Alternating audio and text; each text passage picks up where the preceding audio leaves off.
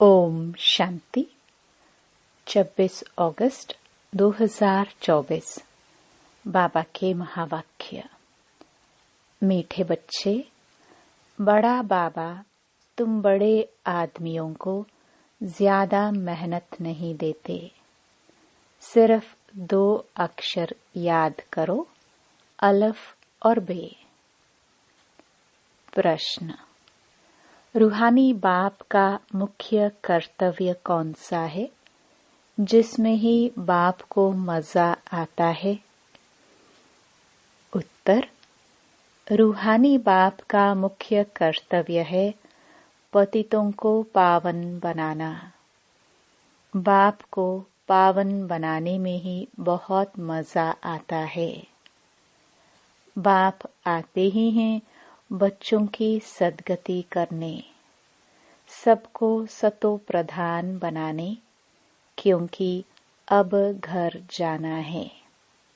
सिर्फ एक पाठ पक्का करो, हम देह नहीं आत्मा हैं।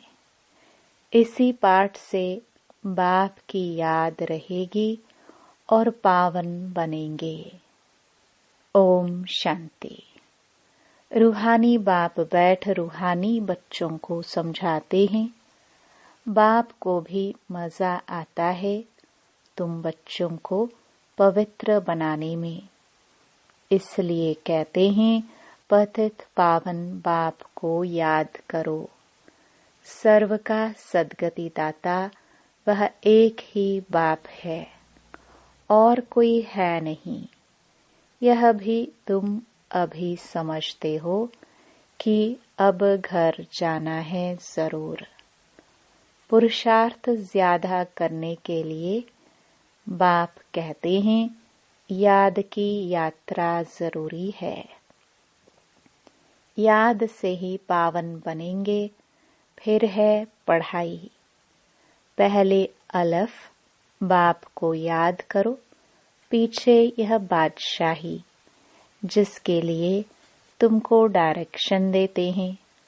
तुम जानते हो 84 जन्म कैसे लेते हैं। सतो प्रधान से तमो प्रधान बनते हैं। सीढ़ी नीचे उतरना होता है। अब फिर सतो प्रधान बनना है।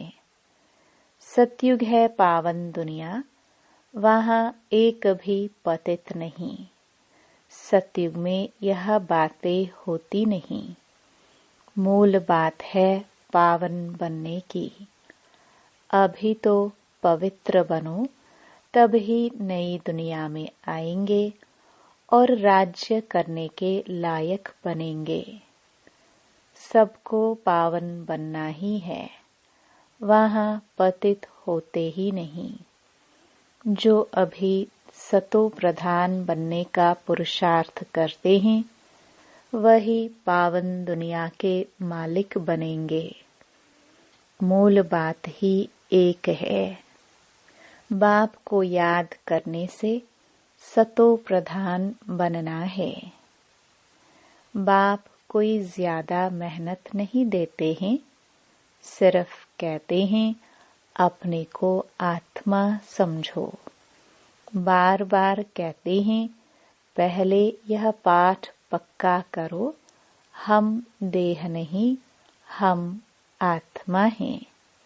बस बड़े आदमी जास्ती नहीं पढ़ते हैं, 2 अक्षर में ही सुना देते हैं। बड़े आदमी को तकलीफ नहीं दी जाती है।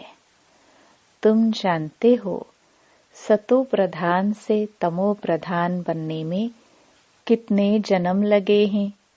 63 जन्म नहीं कहेंगे, 84 जन्म लगे हैं। यह तो निश्चय है ना। हम सतो प्रधान थे, स्वर्गवासी अर्थात सुखधाम के मालिक थे। सुखधाम था जिसको ही आदि सनातन देवी देवता धर्म कहा जाता है।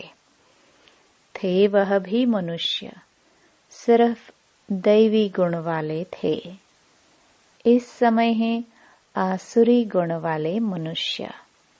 यह तो शास्त्रों में लिख दिया है कि असुरों और देवताओं की युद्ध लगी, तब देवताओं का राज्य स्थापन हुआ। यह तो बाप समझाते हैं, तुम पहले असुर थे, बाप ने आकर ब्राह्मण बनाए, ब्राह्मण से देवता बनाने की युक्ति बताई है। बाकी असुरों और देवताओं की लड़ाई की तो बात ही नहीं। देवताओं के लिए कहा जाता है अहिंसा परमो धर्म। देवता कभी लड़ाई थोड़ी करते, हिंसा की बात हो न सके। सतयुग में दैवी राज्य में लड़ाई कहाँ से आई? सतयुग के देवता यहाँ आकर असुरों से लड़ेंगे या असुर वहाँ देवताओं के पास जाकर लड़ेंगे? हो नहीं सकता। यह है पुरानी दुनिया, वह है नई दुनिया, फिर लड़ाई कैसे हो सकती? भक्ति मार्ग में तो मनुष्य जो सुनते हैं वह सत सत करते रहते हैं, कोई की बुद्धि नहीं चलती है, बिल्कुल ही पत्थर बुद्धि है। कलयुग में पत्थर बुद्धि, सतयुग में पारस बुद्धि होते हैं। राज्य ही है पारसनाथ का, यहाँ तो राज्य है नहीं। द्वापर के राजाए भी अपवित्र थे। रतन जड़ित ताज था, लाइट का नहीं, अर्थात पवित्रता नहीं थी। वहाँ सब पवित्र थे। इसका मतलब यह नहीं कि लाइट कोई ऐसे ऊपर खड़ी रहती है, नहीं। चित्र में पवित्रता की निशानी लाइट दिखाई है। इस समय तुम भी पवित्र बनते हो। तुम्हारी लाइट कहाँ है, यह तुम जानते हो। बाप से योग रख पवित्र बनते हैं। वहाँ विकार का नाम नहीं। विकारी रावण राज्य ही खत्म हो जाता है। यहाँ रावण दिखाते हैं, यह सिद्ध करने के लिए कि अभी रावण राज्य है। रावण को हर वर्ष जलाते हैं, परंतु जलता नहीं है। तुम उन पर विजय पाते हो, फिर यह रावण होगा ही नहीं। तुम हो अहिंसक। तुम्हारी विजय योग बल से होती है। याद की यात्रा से तुम्हारे जन्म जन्मांतर के सब विकर्म विनाश होने हैं। जन्म जन्मांतर अर्थात कब से? विकर्म कब शुरू होते हैं? पहले पहले तो तुम आदि सनातन देवी देवता धर्म वाले ही आए हो। सूर्यवंशी फिर चंद्रवंशी में 2 कला कम हो जाती हैं, फिर आहिस्ते आहिस्ते कला कम होती जाती है। अब मूल बात है, बाप को याद कर सतो प्रधान बनना है। जो कल्प पहले सतो प्रधान बने थे वही बनेंगे, आते रहेंगे। नंबरवार तो होते हैं, फिर ड्रामानुसार जब आएंगे तो भी नंबरवार ऐसे ही आएंगे, आकर जन्म लेंगे। ड्रामा कितना विचित्र बना हुआ है, इसको जानने के लिए भी समझ चाहिए। जैसे तुम नीचे उतरे हो, अब फिर चढ़ना है। नंबरवार ही पास होंगे, फिर नंबरवार नीचे आएंगे। तुम्हारी एम ऑब्जेक्ट है सतो प्रधान बनने की। सब तो फुल पास नहीं होते हैं। 100 मार्क्स से फिर कम कम होते जाते हैं। इसलिए बहुत पुरुषार्थ करना है। इस पुरुषार्थ में ही फेल होते हैं। सर्विस करना तो सहज है। म्यूजियम में तुम किस रीति समझाते हो, उससे हर एक की पढ़ाई का मालूम पड़ जाता है। हेड टीचर देखेगा कि यह ठीक नहीं समझाते हैं तो खुद जाकर समझाएंगे, आकर मदद करेंगे। 1-2 गार्ड रखे जाते हैं जो देखते हैं यह ठीक समझाते हैं। कोई कुछ पूछता है तो मूंझ तो नहीं जाते, यह भी समझते हैं सेंटर की सर्विस से प्रदर्शनी की सर्विस अच्छी होती है। प्रदर्शनी से म्यूजियम में अच्छी होती है। म्यूजियम में शो करते हैं अच्छी तरह से, फिर जो देख कर जाते हैं औरों को सुनाते रहेंगे। यह तो पिछाड़ी तक चलता रहेगा। यह गॉड फादरली वर्ल्ड यूनिवर्सिटी अक्षर अच्छा है। इसमें मनुष्य का तो नाम ही नहीं। इनका उद्घाटन कौन करता है? बाप ने कहा है, तुम बड़े आदमी से उद्घाटन कराते हो, तो बड़े का नाम सुनकर बहुत आते हैं। एक के पिछाड़ी ढेर आ जाएंगे। इसलिए बाबा ने दिल्ली में लिखा कि बड़े बड़े आदमियों की जो ओपिनियन है वह छपाओ, तो मनुष्य देखकर कहेंगे इनके पास इतने बड़े बड़े आदमी जाते हैं, यह तो बहुत अच्छा ओपिनियन देते हैं। तो यह छपाना अच्छा है। इसमें और तो कोई जादू आदि की बात नहीं। इसलिए बाबा लिखते रहते हैं, ओपिनियन का किताब बनाना चाहिए। यहाँ भी बांटना चाहिए। गाया जाता है, झूठी काया झूठी माया, इसमें सब आ जाते हैं। बहुत हैं जो कहते हैं यह रावण राज्य राक्षस राज्य है। पहले तो जिनका राज्य है उनको ख्याल आना चाहिए। कहते हैं हम पतितों को पावन बनाओ, तो पतित पने में सब कुछ आ गया। सब कहते हैं हे पतित पावन, तो जरूर पतित ठहरे ना। तुमने यह चित्र भी राइट बनाया है कि पतित पावन परमपिता परमात्मा है या सब नदी नाले। अमृतसर में भी तालाब है, पानी सारा मैला हो जाता है। उसको वो लोग अमृत का तालाब समझते हैं। बड़े बड़े राजे लोग अमृत समझ तालाब साफ करते हैं, इसलिए नाम ही रखा है अमृतसर। अब अमृत तो गंगा जी को भी कहते हैं। पानी इतना गंदा हो जाता है, बात मत पूछो। बाबा का इन नदियों आदि में स्नान किया हुआ है। बहुत गंदा पानी होता है। फिर मिट्टी उठाकर लगाते हैं।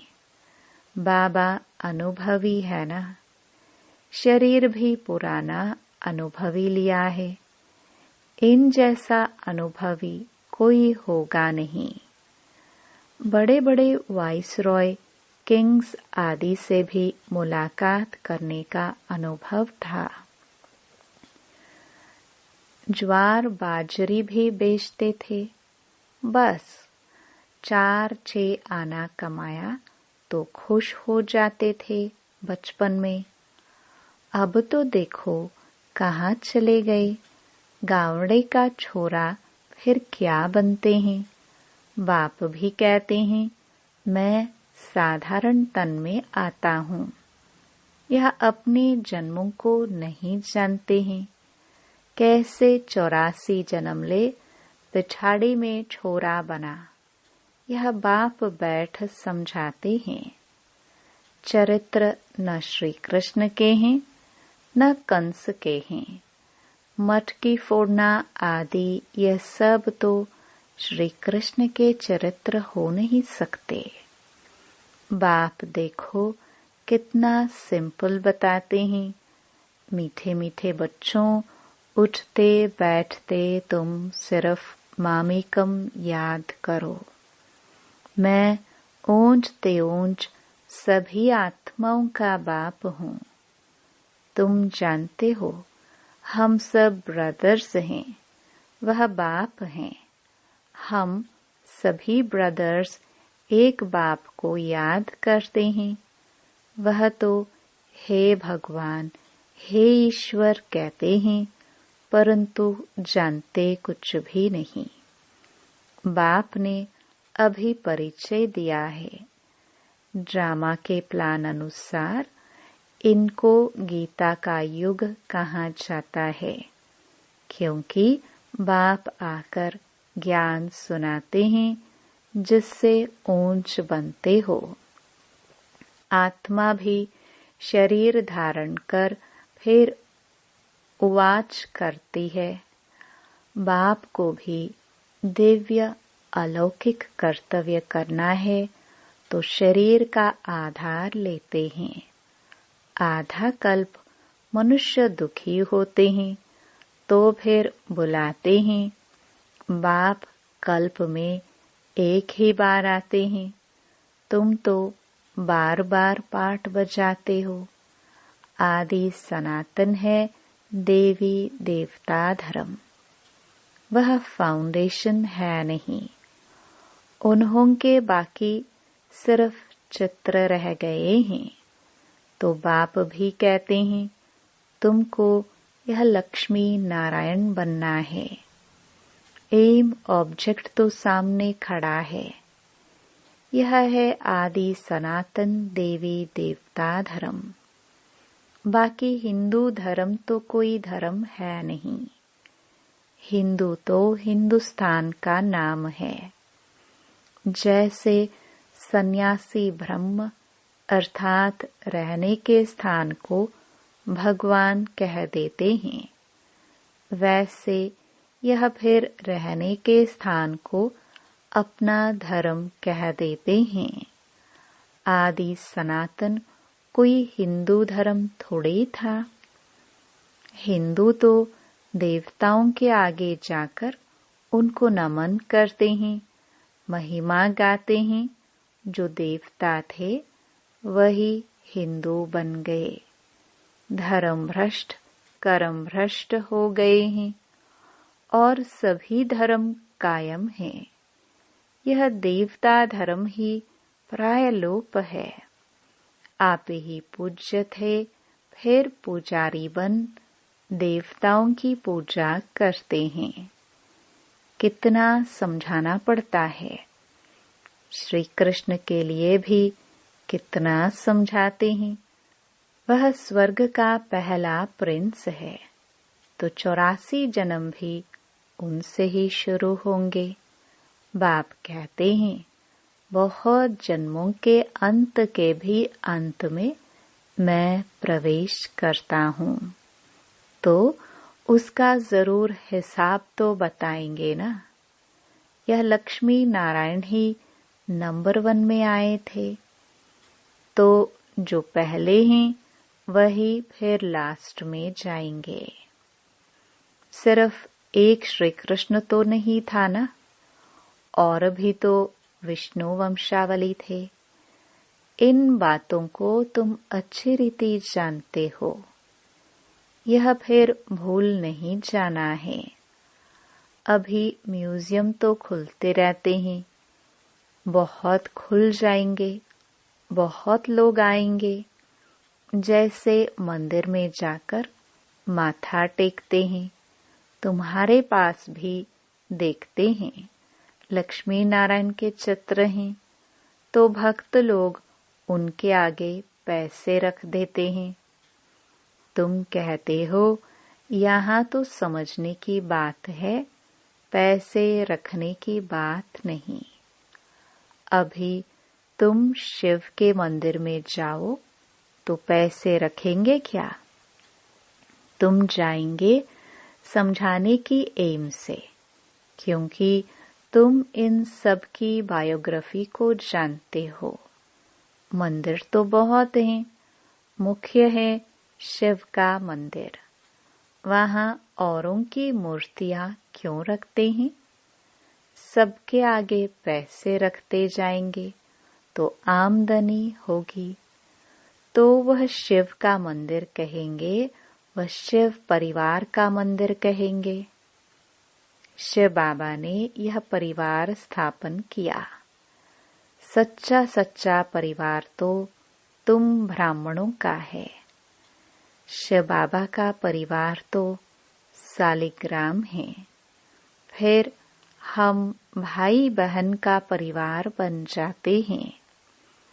पहले भाई भाई थे, फिर बाप आते हैं तो भाई बहन बनते हैं। फिर तुम सतयुग में आते हो तो वहां परिवार और बड़ा होता है। वहां भी शादी होती है तो परिवार और वृद्धि को पाता है। घर अर्थात शांति धाम में रहते हैं तो हम भाई हैं, एक बाप है। फिर यहाँ प्रजापिता ब्रह्मा की संतान भाई बहन हैं और कोई नाता नहीं है। फिर रावण राज्य में बहुत वृद्धि होती जाती है।